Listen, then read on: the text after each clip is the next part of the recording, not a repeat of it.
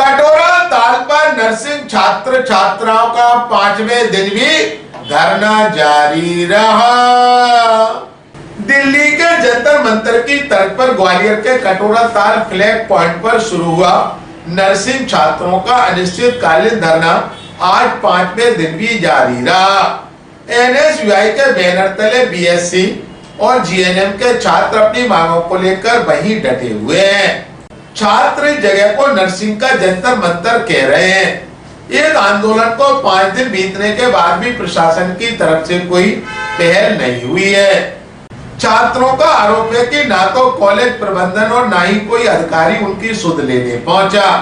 छात्रों का कहना है कि ग्वालियर चंबल के 56 नर्सिंग कॉलेजों के हजारों छात्रों का कैरियर दांव पर लगा है। जीएनएम का 3 साल का कोर्स 6 साल में और बीएससी नर्सिंग का 4 साल का कोर्स 7 से 8 साल में भी पूरा नहीं हो पा रहा। बीएससी 2020, 2021, 2022 और जीएनएम के 2021, 2022 सत्र की परीक्षाएं और रिजल्ट पिछले 3 साल से लंबित थे।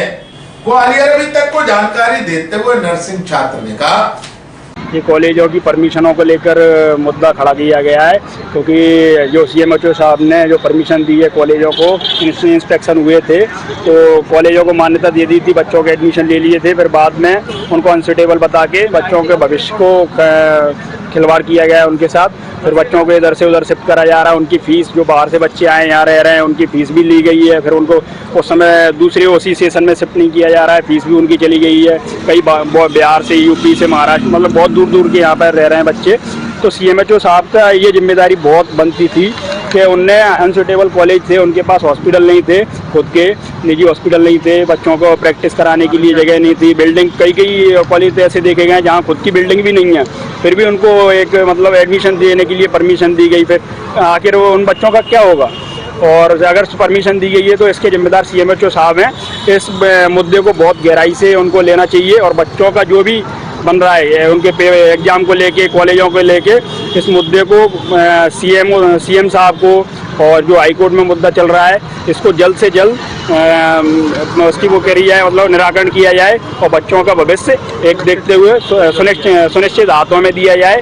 और अच्छे को जो 56 कॉलेज हैं उनकी भी मान्यता, बच्चे जो इधर उधर भटक रहे हैं उनके एग्ज़ाम कराए जाएँ कंडक्ट, और उनके स्कॉलरशिप भी रुकी हुई है। कई बच्चे फाइनेंशियल कंडीशन से भी जूझ रहे हैं तो उनको स्कॉलरशिप मुहैया कराई है।